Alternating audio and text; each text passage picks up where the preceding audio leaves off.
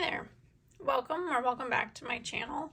My name is Jennifer. Thanks so much for being here today. And if you've been here before, thanks for coming back for another video.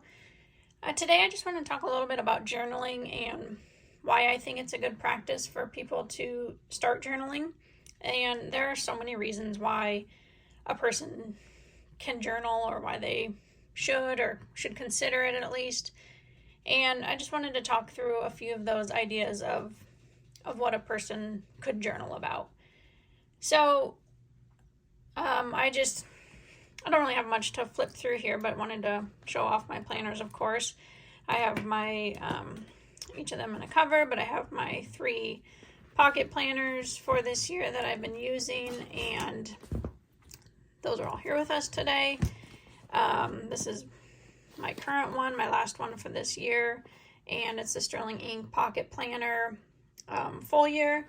And as I've mentioned in other videos, I use 2 pages per day for my journaling, and I love it. And it is I don't know what the word I'm looking for is, but it's a distinct area for me to identify where I'm going to write. I've gone back and forth on notebooks where just write however much you want for that day, but as you can see, sometimes I miss days and I have to go back and fill them in.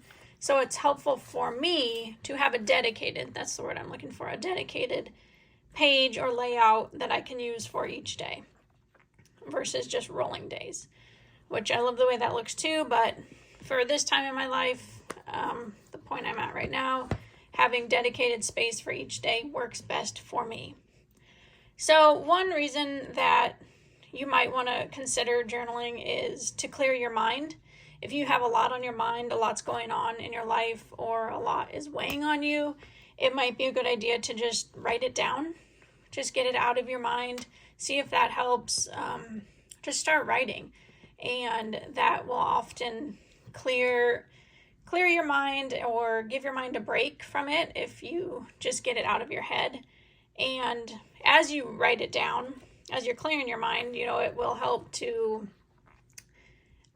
work through how you feel.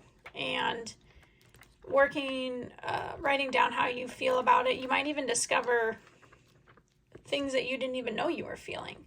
So as you write down, journal about anything going on in your life, you might discover new feelings, or you might change how you feel as you write about it.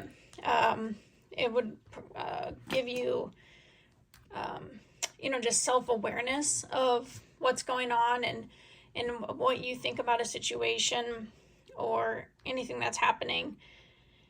And, going along with self-awareness, you might see patterns in how you feel about situations. There might be things that happen routinely in your life, and maybe you don't even notice it, but as you start writing about it, you'll remember it better, or you'll have documentation to go back and look later, and it will provide that self-awareness. Do you see patterns in how you're feeling, or are there patterns in how events that happen around you might make you feel, or impact your mood, or impact the way you make decisions? So just documenting what's going on around you, and then additionally how you feel about it might help you work through situations. Another idea is if you are trying to document any goals you're working through. So do you have goals for this year, short term or long term? If you start writing about those goals, maybe journal about what you've accomplished each day, then you could see the progress you're making. The progress will be huge to impact your success in achieving your goal.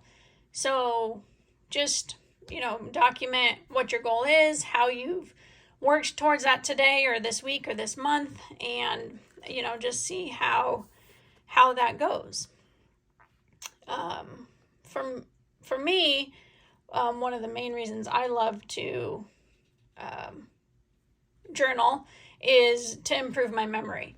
So there are so many things that happen in life on a daily basis that it's so easily forgettable. Things, even though they're very significant at the time, it's super easy to forget and not remember. It's amazing to me how quickly I can forget things. I was actually just on a work trip recently and was talking with a coworker, and I felt really badly because he was talking about the time he came to visit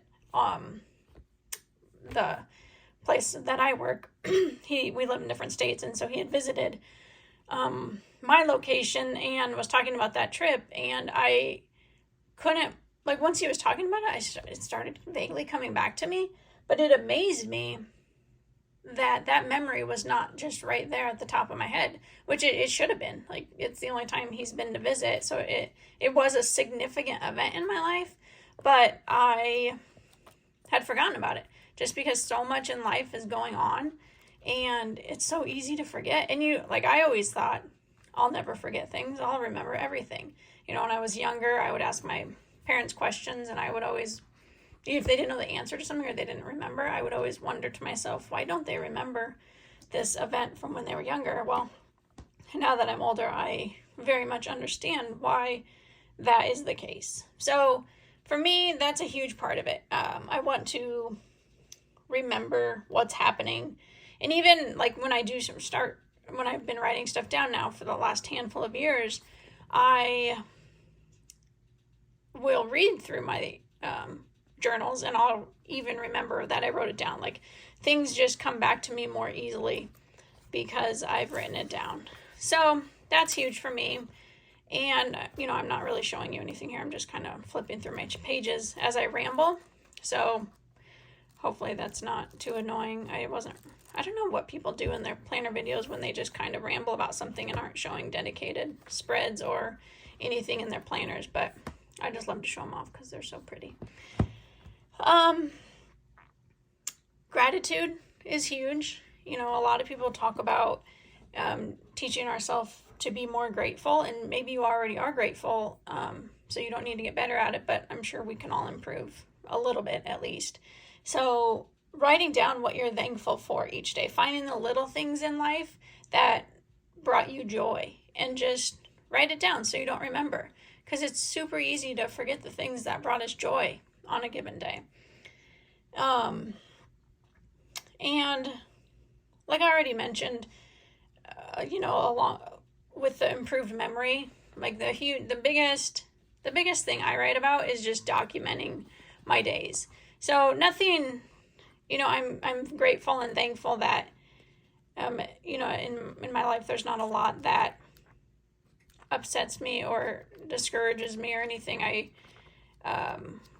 So not a lot of my journaling is about things that make me frustrated or angry. That's not where my journaling is for me personally, but it's absolutely okay if that's what it is for other people. But for me, my biggest thing is documenting, and that goes along with the improved memory. So my days are about as monotonous as a person can get for a day. See, I like to write on my little pen samples and ramble about them, but my days cannot, they're about as monotonous as it gets, which I absolutely love. I'm thankful for my monotonous days, but they are the same every day. We wake up, we get ready to go to school and work. We go to work or school all day, and then I pick up my kids and we go to youth sports in the evening. And it's the same thing. Make dinner, go to practices, go to games. Weekends are going to games, traveling for tournaments. And I absolutely love it. I would not want it any other way. I enjoy the monotony. But my point is if my life is very monotonous and I can figure out a way to write 2 pages a day about that, then there's something to write for everybody. Even if you think nothing exciting is going on in your life, there's still stuff to write. Just document what's happening. Like, I wish very much that I would have been better at journaling when my kids were younger. They're 15, 13, and 11 now. And I've been writing for the last few years, but you know, if you have children or have been around kids, that when they're really little, toddler age, they're constantly doing things that are hilarious and funny, and just little things you want to remember about their childhood. They're still hilarious and funny and do great things every day now as they're older that I still document, but it's just constant when they're little. And so I really wish I could go back and document on that, because I know, guarantee, there's so much that I've forgotten from when they were little that I would love to have documented. But, you know, I did start. I started eventually, and I'm doing a good job now of documenting it. And it's fun to go back through and read the little things that they did each day, or the things we talk about every day.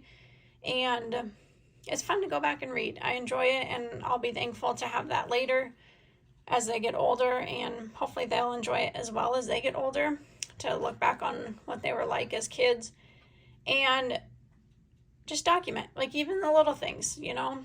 I went to work today. This is what I had for breakfast. Or document things that are going on around you, you know, not just in your life specifically, not necessarily what you did today. You can document that, but then document how you felt about the things you did today. But also document the things around you that happened. So what's going on in the world, what's going on around us, how are those things making you feel? Because, you know, we obviously have our history books and can look on the internet to see what happened in history, but if you have it written down, you'll have firsthand knowledge of what was going on. So just start journaling. If you ask me, I think it's a great practice and everyone should start. These two are Jenica's Journals covers, and this is a Chic Sparrow. I love them all. They're so lovely. And anyway, that's just kind of a ramble. I appreciate it if you've made it this far. Let me know why you journal down in the comments. I would love to hear about it. Hope everyone is well. Thanks.